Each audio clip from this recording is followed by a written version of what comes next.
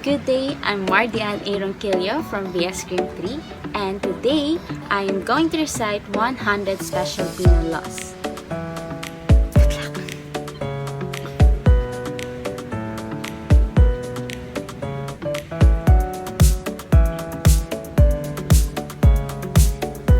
Act Number 3815, known as the Revised Penal Code, approved on December 8, 1930, took effect on January 1, 1932. Act Number 4103, Indeterminate Sentence Law, approved on December 5, 1933. Batas Pambansa Number 6, an act reducing the penalty for illegal possession of bladed, pointed, or blunt weapons and for other purposes, amending for the purpose Presidential Decree Number 9. Batas Pambansa Number 22, Bouncing Check Law. Batas Pambansa Number 39, Foreign Agents Act of 1979. Batas Pambansa Number 129, Judiciary Reorganization Act. Batas Pambansa Number 881, Omnibus Election Code of the Philippines.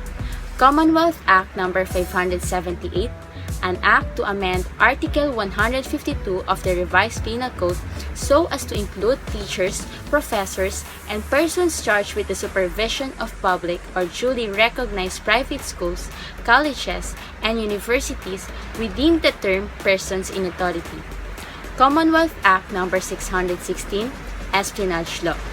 Presidential Decree No. 46, an act punishing the receiving and giving of gifts of public official and employee. Presidential Decree No. 90, declaring unlawful rumor-mongering and spreading false information. Presidential Decree No. 115, providing for the regulation of trust receipts transactions. PD 133, decree prescribing heavy penalty for theft by employees and laborers. PD 169, requiring attending physicians and or person treating injuries resulting from any form of violence to report such fact to the Philippine Constabulary. PD 299, declaring barangay chairman as a person in authority, signed on September 19, 1973. PD 330, penalizing timber smuggling or illegal cutting of logs from public forests and forest reserves as qualified theft. PD 449, Cockfighting Law of 1974. PD 483, penalizing betting, game fixing or point shaving and machinations in sports contests. PD 519, outlawing pinball and slot machines and other similar devices and nullifying all existing permits and or licenses to operate the same. PD 532, Anti-Piracy and Anti-Highway Robbery Law of 1974. PD 533, Anti-Cattle Rustling Law of 1974. PD 557, declaring barrios in the Philippines as barangay. PD 603, the Child and Youth Welfare Code, approved on December 10, 1974, took effect on June 10, 1975. PD 684, Creation of Sangguniang Kabataan or SK. PD 765, providing for the constitution of the Integrated National Police and for other purposes, signed on August 8, 1975. PD 968, Probation Law.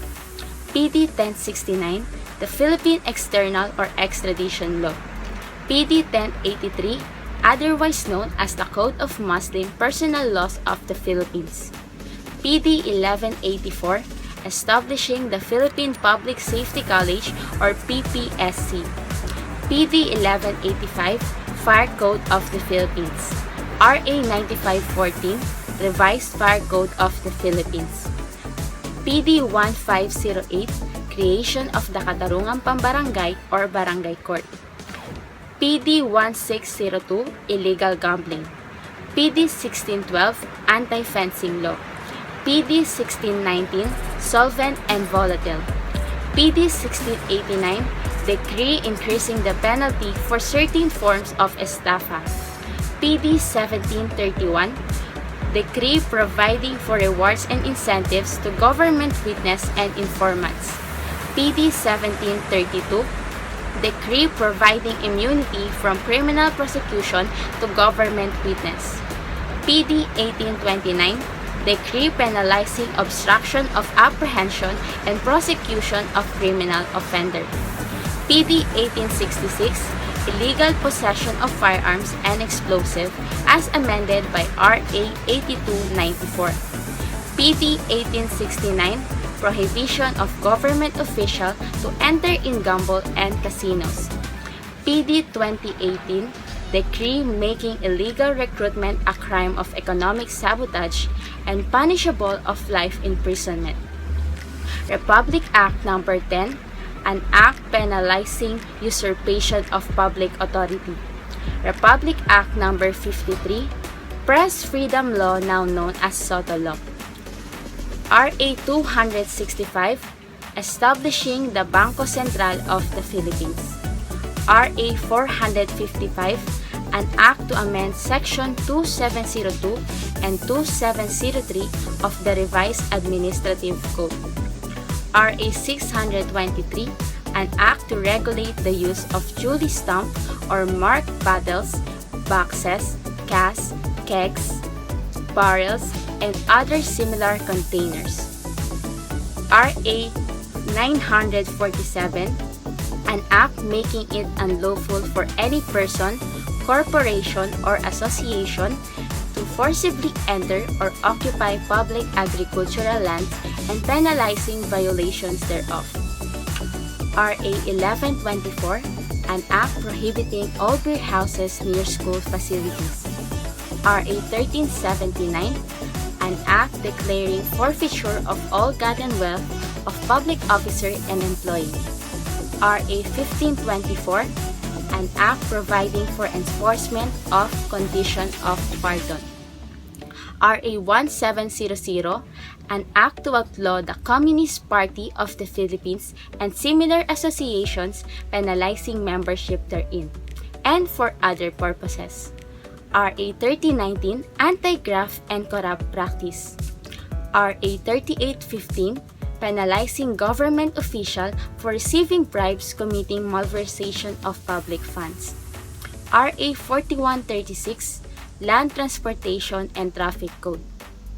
RA 4200, an act to prohibit and penalize wiretapping and other related violations of the privacy of communication and for other purposes, otherwise known as Anti-Wiretapping Law.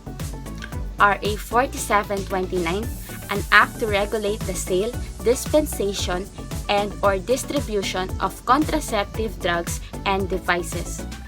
RA 5487, Private Security Agency Law. RA 5921, the Pharmacy Law. RA 6085, an act amending Commonwealth Act No. 142 regulating the use of aliases. RA 6235, Anti-Hijacking Law. RA 6425, Dangerous Drug Act of 1972. RA 6506, an act creating the Board of Examiners for Criminologies in the Philippines and for other purposes, approved on July 1, 1972. RA 6539, Anti-Carnapping Act of 1972. RA 6713, Code of Conduct and Ethical Standards for Public Official and Employees. RA 6809, an act lowering the age of majority from 18 to 21 and amending for such purpose Executive Order 209. RA 6969, Toxic Substance and Hazardous and Nuclear Waste Control Act of 1990. RA 6975, the DILG Act of 1990. RA 6981, Witness Protection, Security, and Benefit Act. RA 7080, Anti-Plunder Act. RA 7160, Local Government Code. RA 7394, Consumer Act or Right of Consumer. RA 7610, Special Protection of Children Against Child Abuse, Exploitation, and Discrimination Act. RA 7691, the law expanding the jurisdiction of the Metropolitan and Municipal Circuit Trial Court. RA 7658, an act prohibiting the employment of children below 15 years of age in public or private undertakings. RA 7659, Death Penalty Law. RA 7832, Anti-Electricity and Electric Transmission Lines or Material Pilferage of 1994 as amended. RA 7877, Anti-Sexual Harassment Act of 1995. RA 8042, Migrant Workers and Overseas Filipino Act of 1995. RA 8043, Inter-Country Adoption Act of 1005. RA 8049, Anti-Hazing Law. RA 8203, Special Law on Counterfeit Drugs.